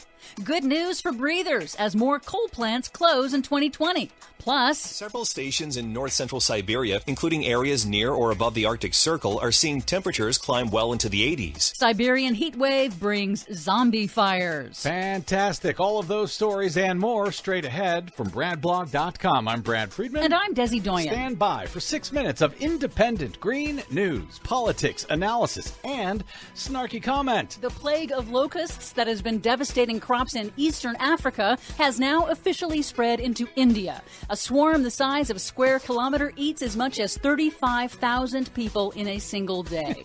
Really, Desi Doyen? I thought locusts were herbivores. This is your Green News Report. Okay, Desi Doyen, sometimes around here we have to write really, really fast. Yes. And in such a case as that, sometimes locusts become human-eating machines, apparently, according to you in your previous Green News Report. Yes, and of course that isn't true. It's just one missing word, a very important word. A very important word that we caught in time. So yes. That's a blooper. That's an outtake. I think people deserve something for all the hell we're currently going through. What fresh hell do you have for us today? Well, first up, the United Nations Annual Climate Change Conference has officially been canceled due to the coronavirus pandemic. It will be postponed for a full year until November 2021. That's not good. This year's meeting, called COP26, was the most important climate change summit since 2015. That conference established the landmark Paris Climate Accord. The world's governments all were supposed to ratchet up their national commitments to cut emissions this time. Current pledges put the world on track for a catastrophic 3 degrees Celsius of warming this century. President Trump's withdrawal from the agreement, the only nation to do so, won't take effect until the day after Election Day in November 2020. Extreme heat above the Arctic Circle is causing zombie fires. What? Siberia has just had a weeks-long record-breaking heat wave. Normally, it hovers around 30 degrees, but a town in Siberia's Arctic Circle registered a record high of 78 degrees Fahrenheit just last week. This comes on the heels of a record warm winter and unusually dry surface conditions, causing the Arctic ice melt season to start 2 weeks early and fueling fears of a devastating summer wildfire season and melting permafrost. Both release carbon and methane, which contribute to global warming. The Washington Post reports that the unusually high temperatures are causing so-called zombie fires in both Siberia and Alaska. Those are holdover fires from last year that continue smoldering beneath the snowpack even in the dead of winter. Really? And then ignite again with full force as temperatures rise. So the fire continues to burn all throughout the winter? Under the snow. I want to say very cool, but I guess very bad. Yeah. On the other hand, given that we're going through a global pandemic and riots and curfews here in the U.S. and plagues of locusts in Africa and India, when you said we had zombie fires, I thought there was going to be actual zombies. So, hey, things could be worse. Exactly. No zombies. Yet. Here in the U.S., Trump Environmental Protection Agency Chief Andrew Wheeler on Monday signed a new regulation limiting the states and tribes' powers to block fossil fuel infrastructure projects, altering the way the Clean Water Act has been applied for more than 50 years. The new rule would severely cut state authority to stop construction of new pipelines, coal terminals, and other fossil fuel projects by making it impossible for a state to block a water permit for a project for any reason other than direct pollution into state waters. Aren't those guys Republicans? Yes. Didn't they used to believe in states' rights? Yeah, that was not real. I guess they can pick and choose as they see fit. The new rule also sets a one-year deadline for states to approve projects, setting up another legal fight with Democratic governors who have vetoed fossil fuel projects to combat climate change and pollution. In Alaska, ominous news for opponents of the controversial massive proposed Pebble mine. The Trump EPA informed the U.S. Army Corps of Engineers last week that it would not delay or oppose the huge copper and gold mine for the pristine Bristol Bay watershed, despite the EPA acknowledging in its own filings that the mine will cause irreversible damage to the streams that are crucial to the world's most prolific salmon fishery. Local Native American tribes, conservationists, and the commercial fishing industry have been fighting to stop the Pebble mine for more than a decade. But some good news, U.S. electric companies have announced plans to close 13 polluting coal plants in 2020, with 2 other plants to be converted to natural gas. Analysts say the trend confirms the U.S. is shifting away from costly coal to cheaper, cleaner natural gas and renewable energy, primarily wind and solar. Electricity from coal fell to its lowest level since 1964, and renewable energy now generates more electricity in the United States than coal. That's very good news, isn't it? Yeah. Although I'm a little disappointed there were no zombies. For much more on all of these reports and the ones we couldn't get to today, please check out our website at greennews.bradblog.com. I'm Brad Friedman. And I'm Desi Doyen. And this has been your Green News Report.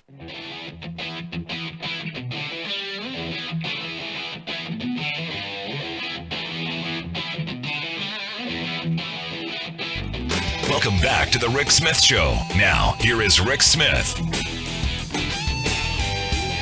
So here's one of those funny stories that very Trumpian, to be honest. Up there with, I didn't go to the bunker. That's a false report, but I went to inspect for a little teeny tiny amount of time. It's all false news. But evidently, Trump tried to register to vote in Florida and claimed that his legal residence was Washington, D.C. He put his legal residence on the September 2019 voter registration application as 1600 Pennsylvania Avenue Northwest. That is the location of the White House, and that is where he lives. But here's the thing. Here's the problem. You can't have another state's address on your voter registration because that doesn't mean you're someone who's eligible to vote in that state. What I would love to have happened is just to not say anything and him show up on election day and then turn him away. That would have been priceless. So there's that. Anyway, here to share some news of the day, our good friend Bob Ney. Bob, thanks for taking time for us. Thank you, Rick. Now, you know what you really wanted. Come on. First, what you said, him to show up, but you wanted him turned away, and then he loses the election by 1 vote. Come on. Right? Come on. I want to hear it. You can't deny that. It is what I want. Absolutely. Okay. I knew. I want him to go and vote, and then them to arrest him for voter fraud because he lives in another state. There you go. Okay. Now is that making a big deal out of nothing? Do you think? What's that on his registration? The fact that he simply cannot fill out a simple form and understand he's the damn president of the United States. You would think he would understand simply, or at least have an advisor to fill the form out for him, that you can't register to vote in a state with a foreign address. Well, there's a couple of things, too. First of all, he was registered anyway in New York, not D.C., and then, if anything, if he registers D.C., that's a temporary address, so we can look at it that way, too. Right, but, he was registered in New York, and now he's registered in Florida. Right. So maybe it's much ado about nothing, but it does really show me the fact that not very bright. Right, exactly. Let's talk about the admission today. He didn't really go to the bunker. He just went to inspect it. Yeah, I mean, there's been great presidential lines throughout history, but I was just inspecting the bunker. That's going to be one that's going to be remembered for a while, I think. I don't know why he would say that. I mean, he might as well just say they've already said he went to the bunker. He might as well just said, I was, because Secret Service makes that call anyway. Right. There was his out. Secret Service said go to the bunker. I said okay, I'm fine. We're gonna go out of the bunker. Secret Service makes that call. He could have said that. He just kind of wanted to look like the guy that wasn't afraid. Yeah, I mean, that was my response. You go, look, I didn't want to go, but hey, their job is to keep me safe, and they deemed it, so I had to go. I understand that, and look, why lie about it? So then out of this, you have the bunker incident on Friday. Then comes hey, I've got to gas a bunch of people, not with tear gas, just with regular gas, because evidently that's a problem now. So that I can have this idiotic walk to St. John's Church as a show of some kind of bravado or whatever. And now they're trying to say that, that's just like Winston Churchill inspecting the bombing during World War II. It's the same thing. Have you seen the campaign clip yet on the church? No. Okay. Oh, you've got to. I'll send this to you. You have to see that. It shows him walking down the driveway of the White House with Secret Service and some other people, and then over to the church. It was put into a commercial, into a Trump commercial. Oh, absolutely, immediately, and you have to take a look at it. And he's holding up the Bible. It's a commercial. No, I've seen all of the pictures, and I saw the stories. I didn't know that they were dumb enough to make a commercial out of that. Well, there was the point, dumb enough, because this is a serious thing going on in America, a serious issue, and they go down to the church, which was bad enough to gas people to go down there. Number two, a ton of Christians across the country, they don't like that whole scene. That's another thing. Three, and the worst thing is they immediately made it. I saw the commercial yesterday. They immediately made it into a commercial of him walking down the driveway, holding the Bible, standing there. Yeah, so why would you do that? Why would you even want to, quote, politicize something of this nature anyway during this type of crisis in America? So I would argue it's a commercial. I would argue it's to make things worse. He loves chaos. He loves the unrest. So to me, everything he does is calculated, and it's calculated to continue to divide us and to rally his base. The base loves nothing more than to see people, those hippies or those Antifa people, getting their heads bashed in on the street. Well, and the bad thing for him is that if you look at this, because I asked, specifically some friends that have tended to support Trump, but I know are in the Christian movement, and across the board of everybody I asked, they found it quite repulsive that it was put into a commercial. Yeah. And the fact that, didn't he have the Bible upside down? And there's one picture of him looking at it like, right. What the hell is this? I mean, it was really quite comical. Right. And then the quote when he was asked about his favorite chapters and do you like the Old Testament or the New Testament? Well, 50% of both.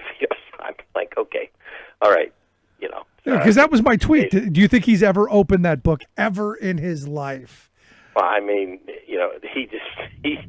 they asked him for one, I think it was one passage or one, chapter that he liked the best, and he didn't answer. So yeah, see, I would have told him the one commercial, about. You need to see that because it really, I was even surprised. I know what depths they go to, but this one shocked me.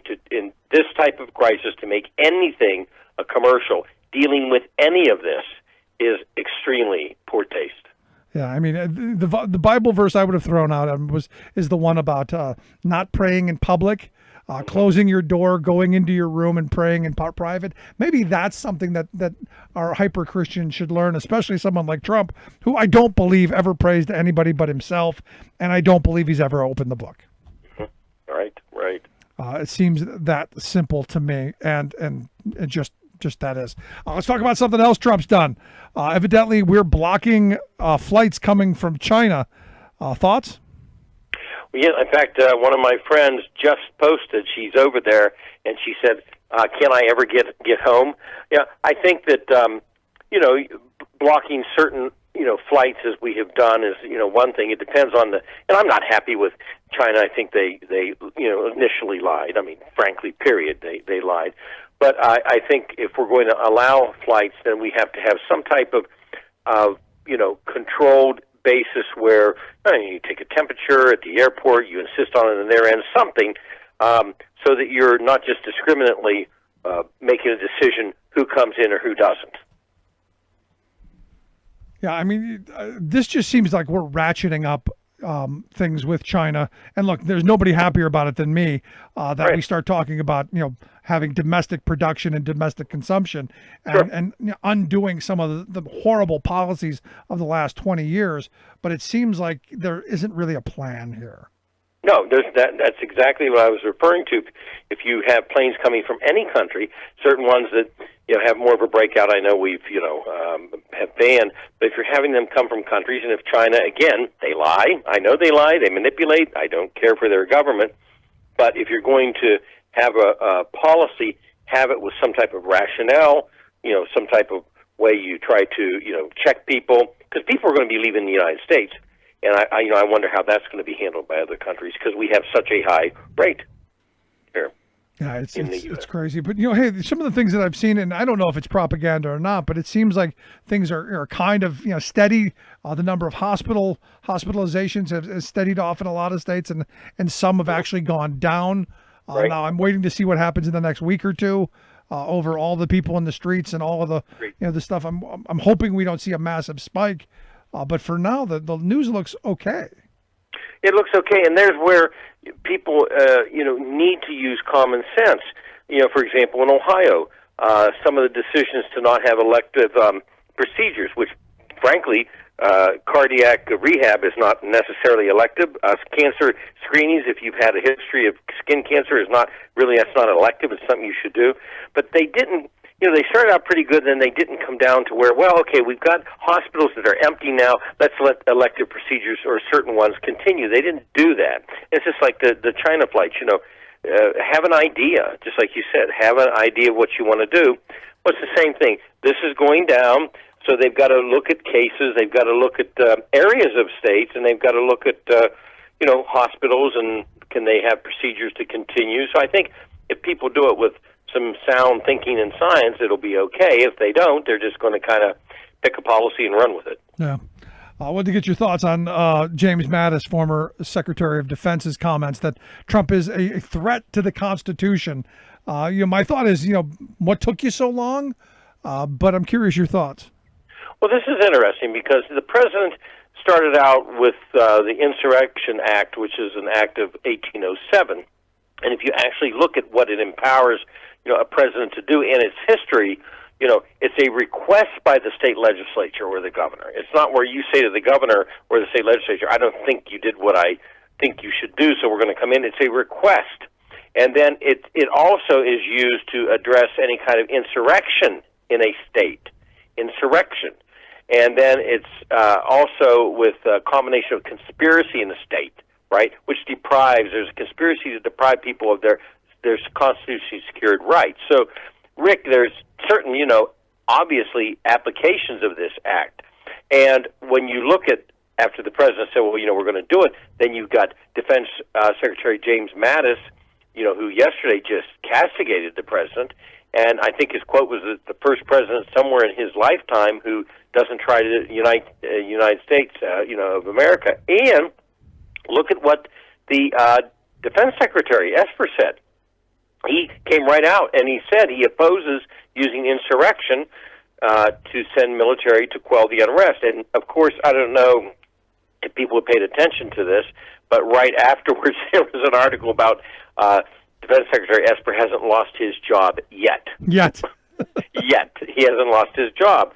He's still there. So also within our military, who, they heed the call, they have orders, commander-in-chief, et cetera, but within the military there's a grave feeling of the statements that the president's made about this, of sending troops in, into the states, and then, of course, using military and the Black Hawk at the Bible scene, that they put on the commercial. So this is a big deal, and Mattis, his comments, they are a big deal because usually retired military, really, they just don't make these types of statements. No, and to amend the part that you took out of his piece, Donald Trump is the first president in my lifetime who does not try to unite the American people. He goes on to say, does not even pretend to try. Yes. I mean, and that being the other part of this, it's one thing to not even try. It's one thing to go, I don't even care. Right. And I think what really irritated the president the most on this, because, he is angry, and he's angry at the defense secretary, but, remember when he used to talk about his generals, my generals, yep. John Kelly, James Mattis, I think there was General McMaster, he's talking about his generals. And remember the whole military parade, he wanted to have one like they had, overseas. And so he always likes to talk about the military and his generals. So I think this was an extreme blow to him for this to be said. No, look, the fact that you're going to call up the military, just amazing to me. And I remember when he said it, I'm going, will the American people put up with that? Because that is the move of a fascist dictator. Well, and here's the other thing. Look, I love our veterans, our military. I traveled with them for 11 years. I was in Afghanistan and Iraq and Bosnia with the military. I think they do a job even when sometimes it's not well planned out by the top brass. They still do it, but there's the problem too with the military. They're trained in a certain way, and if you put them into the street scene, and somebody fires at them, their response, and they're trained to respond in a different way yep. than the local in law enforcement, and that is a problem. And people in the know that. That's why it would have to be an extreme case to do what he was talking about doing. Yeah, in the military, their job is to blow things up and kill people. That's their job. That's why we have a big military. The threat is you screw with us, we're going to blow things up and kill you. That's not, and to highlight your point, that is not what we want on our streets. But sadly, you look at the military influence on a lot of the policing tactics that we're seeing in videos, and sadly, our military, our police departments look an awful lot like militaries. Well, after 9/11, I can recall quite clearly, as any member of Congress could, we were getting requests for all kinds of equipment. Can you please get us equipment, military equipment? And it continued. It's continued all the way up to now. For years of militarizing, the police.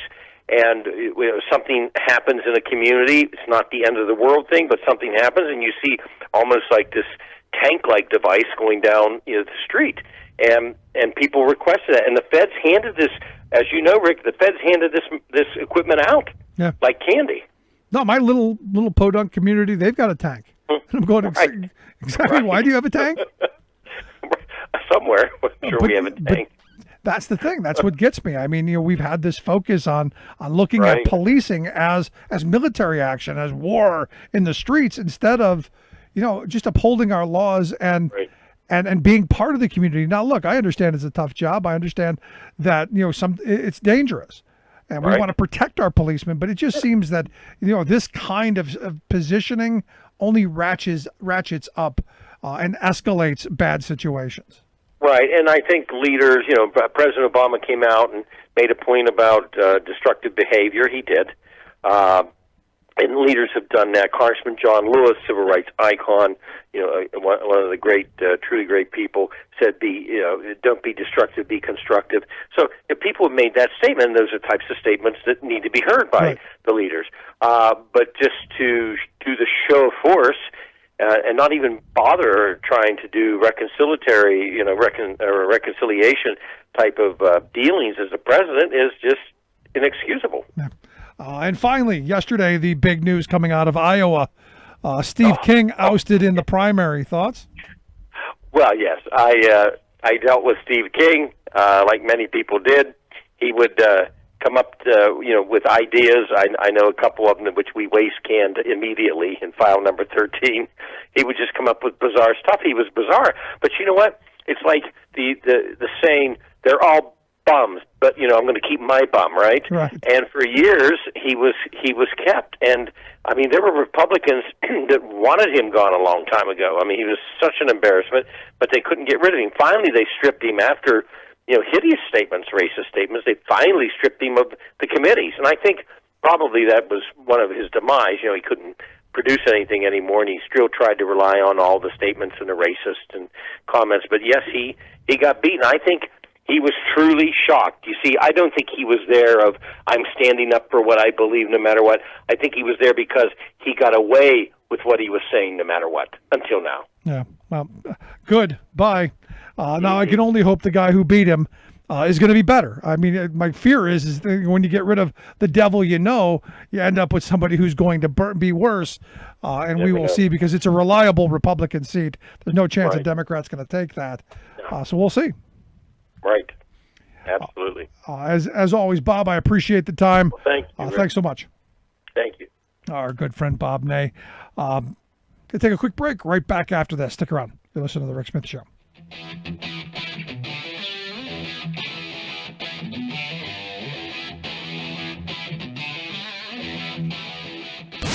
Saving work in America, one show at a time. The Rick Smith Show.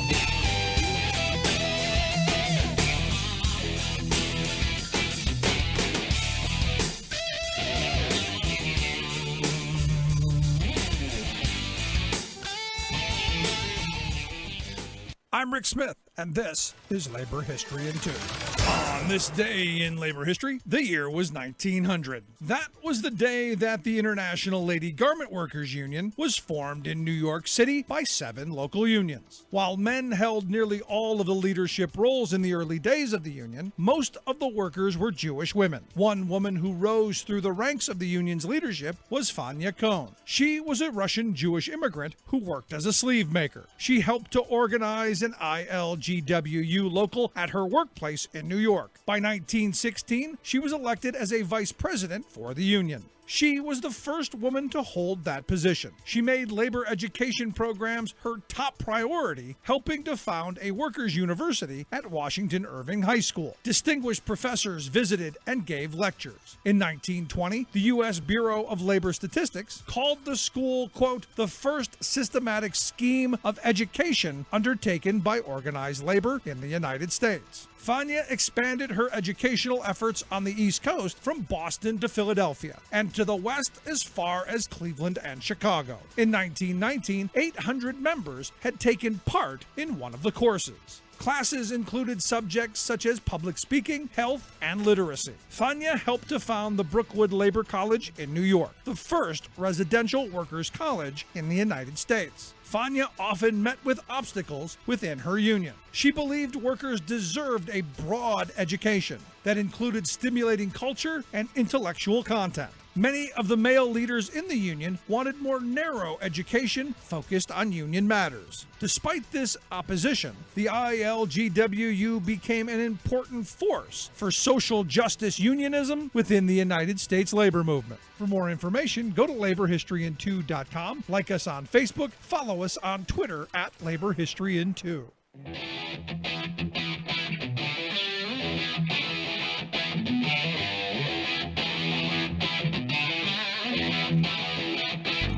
Welcome back to the Rick Smith Show. Now, here is Rick Smith. Good on Virginia Governor Ralph Northam. He announced that evidently on Thursday they plan to remove the statue of Robert E. Lee. And I remember I took my son to Richmond for the Fight for 15 convention that they had there a couple years back.